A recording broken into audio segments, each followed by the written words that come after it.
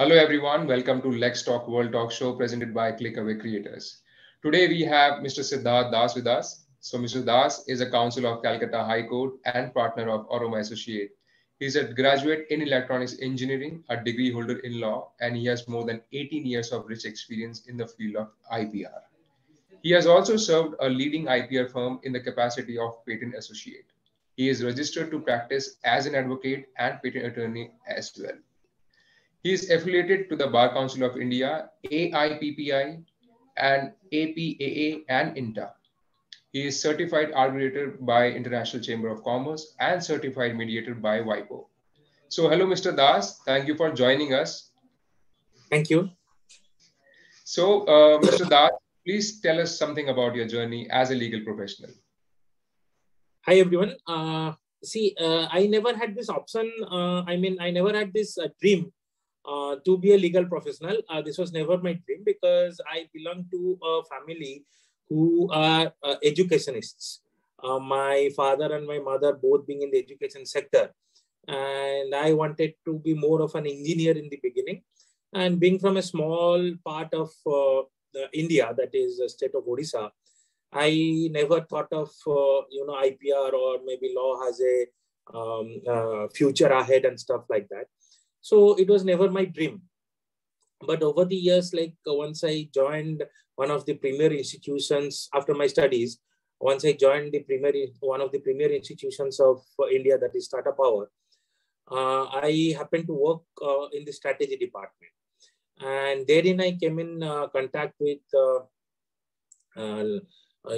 trademark, patents, and copyright, which actually developed a interest in me. You can say an avid interest, a forceful interest in me for the law. For these IP processes. But then I found out you need to have a law degree to pursue this course. But I was not very serious at that point of time, since I was already working in one of the premier institutions of the country. But somewhere down the line, it always used to nag me. No, I should have a different career path, or maybe something which gives me pleasure and stuff like that. So luckily for me, I had joined law some time back, and I resumed law. I'm taking a sabbatical from Tata Power. I resumed law and I completed the law, and then I joined back Tata Power. But then after completion of the law, I had more inclination towards to IPR, to the legalities behind it and stuff like that. It started to bring a lot of interest in me. And it became my, I was actually zapped with it. So I started my career somewhere in the year 2004 onwards. So 2004 onwards, I started my career. No, 2004 I joined as a patent associate in one of the leading IPR firms, that is Anand & Anand. And from where my legal career started. And though I was in a patent associate, and they had this different divisions like patent, trademark, then litigation, then copyright, then other branches of IPR, even telecommunication law. But since I was a patent associate, I was mostly confined to the patent department, which was a little boring. So in my free time, I used to, go to various departments, try to learn the work, try to know the subjects. And so over a period of some years, I was able to grasp the subject. The fire in me was so huge that I said, I cannot stop at one go. So then after a few years, I left and I came back to Calcutta because of a family problem. But then I could not go back, and I started on my own. And from there on, it's been almost, how many years? It's been 13, 14 years in Calcutta itself. I've been practicing IP, and I've been quite successful at it.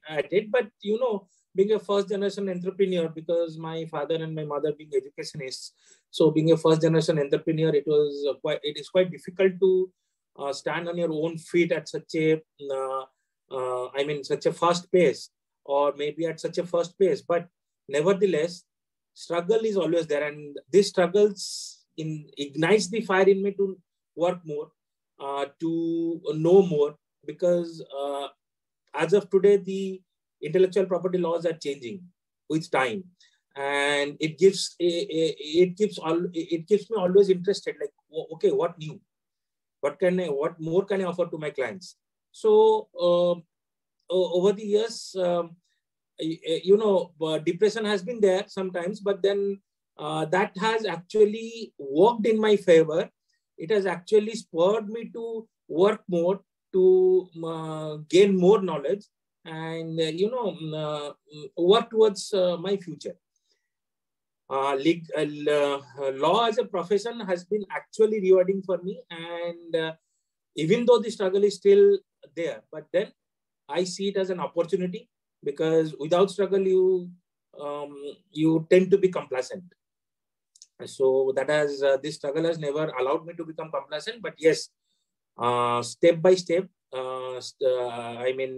one by one, I have been able to, conquer these first generation entrepreneurs bottlenecks and stuff like that, and it has been quite rewarding.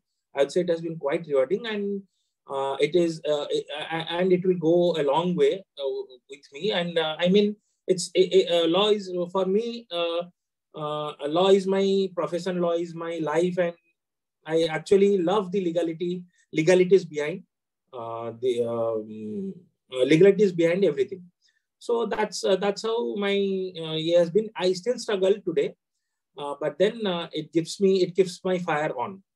So it keeps me engaged. It keeps me looking for new opportunities. It keeps me aware, like, yes, I should know more. There are new changes. There are new laws which are coming out. There are new cases which are coming out. So yes, as a legal professional till now, it has been ups and downs. There have been ups and downs, but then the result is always satisfying. All right. So, Mr. Das, please tell us about a complex legal issue that you worked on, and also describe the complexity and tell us how you actually approached it. See, what happened? There was this one case. I'll give you first one case and then a second case. One case was, it was during the beginning of my career as an advocate, single-handed. It was a trademark registration which was to be effected at the trademark registry. The name of the trademark was Sai International School, and there is a central government notification that the words Sai Baba or Sri Sai Baba or any colorable imitations or any imitations thereof are not registerable under any circumstances. Now somebody has opened up a school, has been running it for the past 10 years, and then he has applied for a trademark. This was very beginning when I started here in Calcutta. The examiners were reluctant to, grant the registration. So they called me for a hearing. I gave them explanations, but they're not satisfied. Ultimately, the hearing went to the deputy registrar, and the examiner was also present. And I pleaded this way, that the central government notification says the word Sri Sai Baba. That means there has to be a picture of a Sri Sai Baba, or there has to be some colorable imitation of the photo of Sri Sai Baba, or something related to Sridi or something of that stuff. But my logo, my brand is just Sai International School. Herein, which has got a different logo to it, which has got a different emblem to it. So nothing here resembles Sri Sai Baba or something of that stuff. But still then they are not satisfied. So I, being much new in the career, because I was a patent associate in my earlier firm, but being much new in the trademark category, I could not think of anything else, but I said, I have one more pleadings to make. So the deputy registrar was kind enough to allow me that pleading. I said, sir, maybe tomorrow I have a son and I name him as Sai. doesn't mean that he is Sai Baba. Tomorrow, you might have a son whom you name as Sai. So necessarily it doesn't mean Sai Baba. So it's Sai International School with a distinctive artistic creation. Then he started laughing and he said, okay, let's see. And luckily for me, he disclaimed the word international, but then he granted the registration to the entire logo. So that was my first, in the trademark sector, it was my first experience. Dealing with almost a non-feasible pleading, non-feasible trademark to be, I made a non-feasible, a trademark which was to be rejected. I made it feasible. So that was my first year, which gave me more courage. And then I landed upon a case in the Trademark Act. Before I go to the case, in the Trademark Act, I'll let you know. There is something known as, for example, my name is Siddharth Das. I can take Das Associates, Das and Associates. I can form a firm Das and Associates. It can be my trade name. So somebody was there by the name of Bansal, and my client was also Bansal. It's one of it's a 3,000 crore turnover company, Skipper Limited, whose directors run by the title Bansal. They have been in the market for pipes and everything for the past almost 40 years as of now. But that time it was almost 32 years, 30 years, almost 30 years. I'm talking of the first case in the court of Calcutta, High Court of Calcutta for me. So the problem that happened is that the case I filed against somebody who also had the title Bansal. Now, Trademark Act says nothing in this act can stop anyone from trading in his own name, or the name of his place of business, or the name thereof, if the company name is there. Now, the person against whom this suit was filed, this injunction suit was filed, his title was also Bansal. So, there was a big bottleneck. Will the judge be satisfied or not?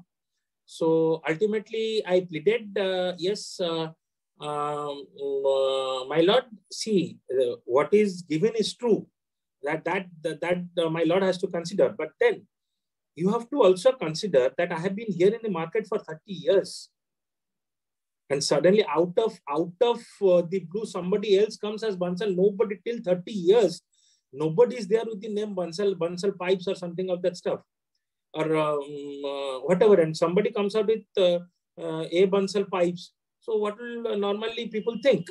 So that 30 years period you have to give a year. But even if the judge was not satisfied, so I tried quite a lot, but the judge was not satisfied. And then I had to approach, I take the help of one of my senior advocate, and I recruited him on the after my client agreed to it. And then he explained the same thing with a better fashion, with more judgments and stuff, which actually tilted the case in our favor.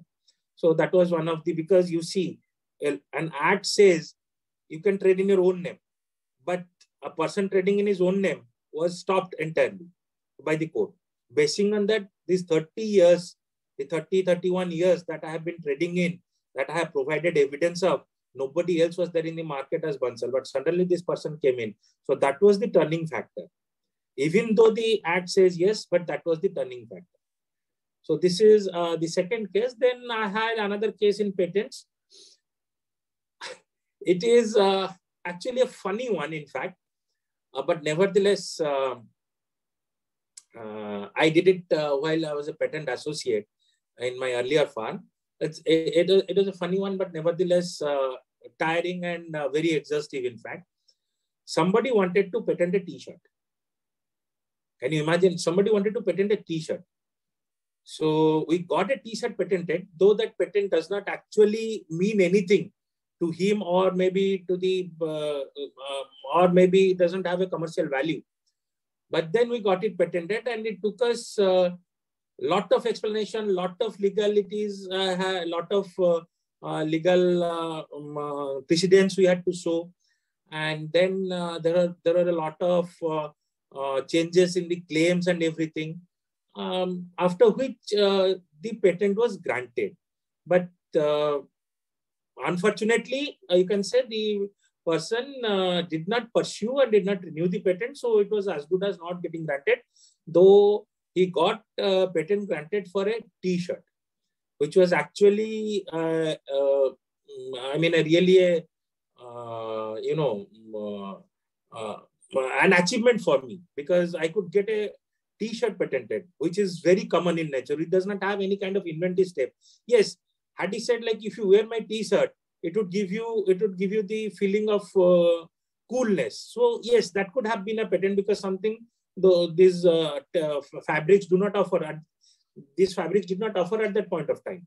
So that could have been a patent, but only a normal T-shirt. Yes, that was one of the achievements on my behalf. And then if you talk of now, there have been many more cases which I have been handling and which I have been successful at. And yes, you see, every case is different. Every case is different. You think, okay, they are phonetically similar marks, or they are infringing this particular section of the Patent Act, or maybe the copyright, the artistic creations are similar. You think it is same. It will follow the same year, but no. Every case has one turning point. It's like, it's a cricket match. There is one turning. There is always a single turning point. In the 2011 World Cup, it was not Dhoni hitting a six. It was Dhoni coming to bat first, prior to Yuvraj.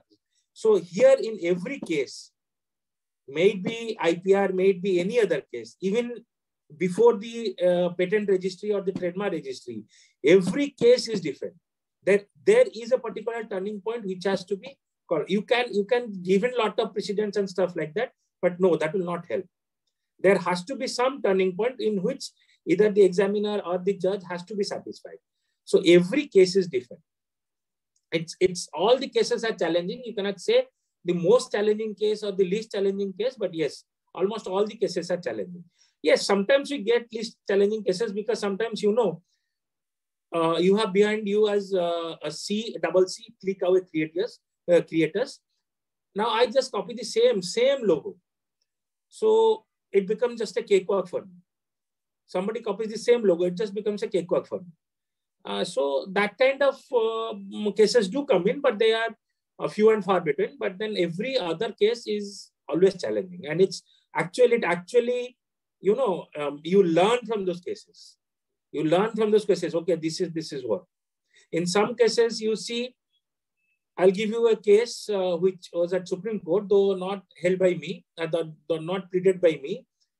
When Ranjan Gogoi, Justice Ranjan Gogoi was the Chief Justice, he held that, Toyota is a very big brand. It's known all over the world. But he held that once it is not present in India,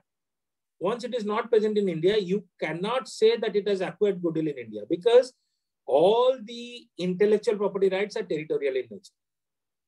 Except for copyright, all others are territorial in nature. So in that regard, you see, everything. This is, see, earlier judgments were there. Yes, if there is a website and people know about it and everything, so it's a well-known mark. But here, entirely the thing got reversed. So you see, everywhere there is a challenge. Every case is a challenge. So I had some really stifling cases. As I told you, I had some very easy cases, but then every case has got its own merits and to be decided on. And it's really good, like it should have its own merits, because otherwise it becomes very cumbersome. All right, that was very beautifully explained, Mr. Das. So, Mr. Das, now let's talk about the pandemic that we are still into. The pandemic saw some courts begin moving towards more reward proceedings and availability. Is this sustainable and a possible way to increase access to justice, in your opinion? Well, both yes and no. See, I'll tell you why. Because accessibility to whom? You are talking of accessibility to courts. By whom? By the lawyers, by the advocates, or by the common people? By the lawyers. By the lawyers, yes. If it is by the lawyers, So access to justice, what the lawyers will do, how the lawyers will plead, that depends on, various factors. Not just only it becoming digital or something of that stuff. Actually, digital, even there are places where the courts are not equipped with, I know there are some district courts, there are lower courts, there are sub-magistrate courts, which are not equipped with digital technology. They even do not know like how to operate digitally and everything. The connectivity and everything. Yes, high courts, Supreme Court, yes, the accessibility for the advocates has become quite easy. But then it is an issue of, going and then presenting it on the digital media through the digital platform. What is the difference? The difference is the digital platform does not tell you the emotions of the judge, does not tell you what the judge might think, how the judge might respond and stuff like that. Okay, but while you are in front, you can sense it. As an advocate can sense it. What the judge is trying to imply, what the judge is trying to ask. Okay, while sitting at home, if you are not in front of the table while sitting at home, you start rummaging through pages and stuff like that. Yes, in a way, had that been digital, see, like we are talking, if I can share a file and stuff like that, I can share a file on Zoom, but not all the courts go through Zoom. Okay, there are some courts which go through other Cisco, there are some courts which go through Microsoft, and there are so many other, where sharing of such huge data and stuff becomes quite difficult. So yes, it has given the accessibility to lawyers quite it has been a boon to the lawyers in the way, like, yes, they can plead from their homes, they can be at their homes and plead from their homes and get justice for their clients. But on the contrary, criminal cases normally need presence in the court. How do you present your client on the digital platform? From a jail. Let's say somebody is there in a jail and you are pleading for a bail application. How do you present that particular person in front of the camera? How will the judge ask him? How will the judge come to know like what he exactly means? Because some judgments are given, when the accused is standing in front of the person, though I use the word criminal, it should not be. When the accused is standing in front of in person in front of the judge can gauge with so much of experience, the judge can gauge if he's telling a lie or a truth. What I believe is a hybrid method. Because sometimes, yes, where you can appear online and plead the cases, that's well and good. You can get justice for your clients. Where you cannot, there should be access to the courts also. There has to be access to the courts. But most of the lower courts remain shut down because of the pandemic. So, only high courts everywhere. See, in all the major cities of India, you have an original site in the high court, so you can go and directly file a suit in the high court. But other places, other than these metro cities, you have to go through the district court. So this district court or the additional sessions court and everything. So there has to be a hybrid system where judges, where advocates can approach the judges, where advocate can go and plead also in lower courts, and also they can plead through the digital platform. So the sudden transfer, in India, everything happens sudden. The demonetization happened all of a sudden. There is no hand holding. There has to be a hand holding. The transfer has to be gradual.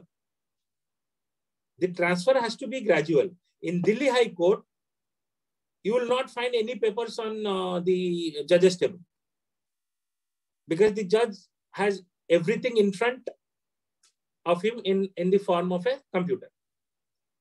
all the things, the suit, the plaint, the petition, everything is in front of you.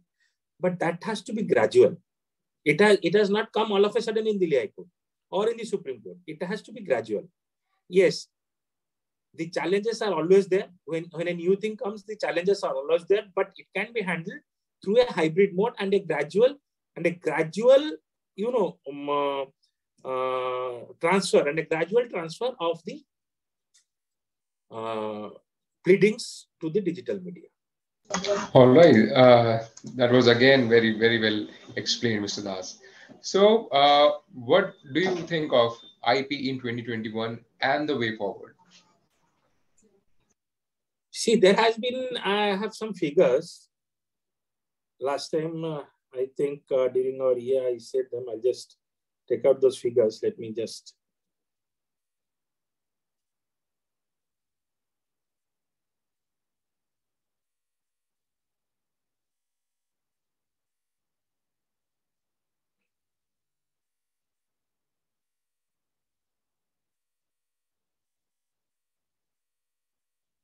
Okay. Now, there is something known as World Intellectual Property Organization. Okay. Now, their report says, their interactive charts for 2020 and 21, they said trademark filing activity rose by 13.7%, patents by 1.6%, and designs by 2% and 2%.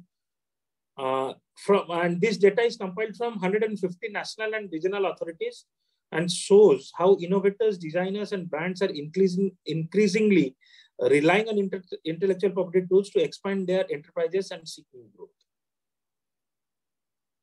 See, even in the pandemic also, there was unexpected rise.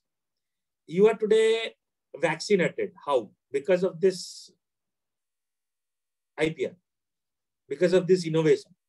Although that it is a decision by the entire world that sorry, they will have no patent rights on the vaccination, COVID-19 vaccination, which is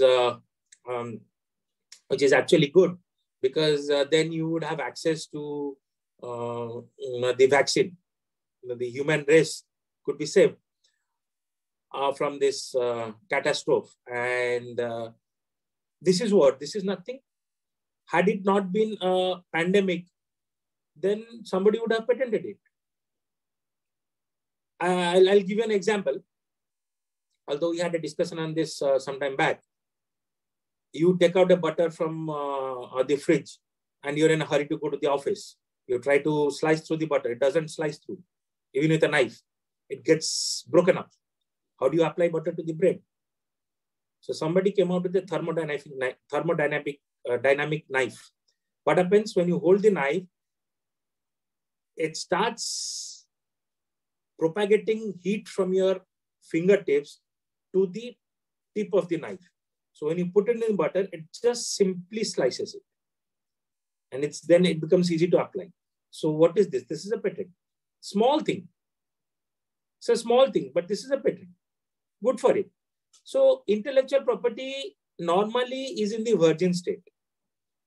There is still a mindset of people, there is still a mindset in the people in India that IPR is for foreign countries. Qualcomm is the company, the Snapdragon processor. It filed somewhere around 4,000 patents last year. Somewhere around, I'm not pretty sure, but somewhere around 4,000 patents. Can you think of it? It's the company which is thriving on patents, on intellectual property. It has risen up to this level because of intellectual property. Samsung uses Exynos processor, which is because it's cheaper for it. But then many users have said like it's high time for Exynos processor gets heated up. So it's high time for Samsung to shift to Snapdragon, which is faster, which doesn't heat up and which provides a lot of stability. So you see how the stability has come in through a patent only, through a research only, through a patent only. If a person is not getting rewarded commercially, if a person is getting rewarded commercially, why will you not patent? Why will you not use his trademark? Today you don't have you have been in existence for some time, but see, this somebody might take like stock also, as is firm. What's your protection? So a trademark will protect you. So you see, it's on the rise. It's still in a virgin state in India. Most people are not aware of it. The awareness program which is held by the government is inadequate. There should be more awareness program. There should be support. How the government is supporting in India? By reducing the price of the government fees of the filing of patent, or maybe for the filing of trademarks and stuff like that. But how does that help? It doesn't help in that way to, get more people involved in the IP sector.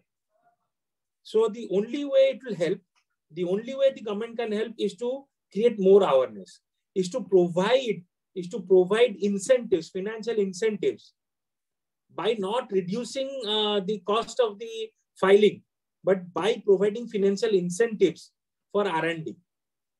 Only then, from a virgin state, we go to a more mature state. We proceed to a mature state. We proceed to a growth state, not a mature state. We proceed to a growth state. Okay, and more innovations will keep it growing, like Intel does. What it does, and Intel came out, I'll give an example. It came out with Intel Pentium. What happened? Within a matter of a year or a half, it immediately threw its Intel Pentium and came out something else. It came out with Intel Pentium 2. Through it came out Intel Pentium 4. In between, it came out with Intel Celeron. So what does it do? It doesn't allow its product to go beyond the growth stage. It annihilates its product at its growth state and starts again from the scratch. So it always remains that way. Even IP in India is still a newborn child. Though there have been more and more filings, but then it's still a newborn child. They say this year more than 80,000 patents were filed. That's 80,000 patents is nothing. 80,000 patents is nothing. Or maybe 8 lakh patents were filed. 8 lakh patents is nothing. Even 8 crore patents are nothing. With the intellectuality of India, you see Satya Nadella, you see Indra Nooyi, you see Google CEO, I'm forgetting his name, you see this Twitter CEO. See, the intellectuality is very high in India, but then they do not protect it. They do not know the importance of it. So if you talk of intellectual property, I see it as a growth platform. I see it as it will aid to the economy, which the government is not aware of it. You see, now Snapdragon, how much taxes should it be paying? Think of it. Let's compare it to a film actor. Let's say Akshay Kumar earns 125 crores per picture. He does 10 pictures. How much he earns in a year? 12,500 crores at 10 pictures. 1,250 crores. Yeah. So 1,250 crores, he will give a good amount of tax. Now, if I have 250 crore patents in India, now once I start manufacturing and start selling it, so once I earn more and more, so will I not give tax to the government? Will the government not be benefited? Will it not grow? Today, this only the government institution, there is a government institution by the name of CSIR. For promotion, you need to have a patent. Now, yes, I have a patent, but is that patent commercially viable? That has also to be seen. There are many patents which are there. Recently, like when Parag became the CEO of Twitter, there was a news from Pakistan that somebody said I can run, somebody claimed that they can run vehicles on water. But that is patents like that. Is it feasible? There has to be feasibility.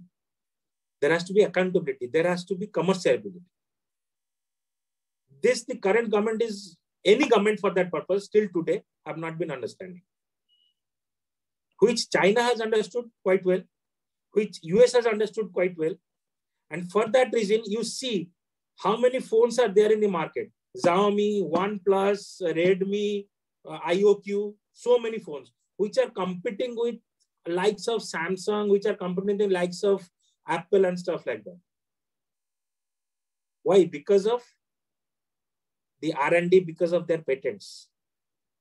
Even you might be reading, there has been patent infringement suits filed by Xiaomi against somebody, or filed by how?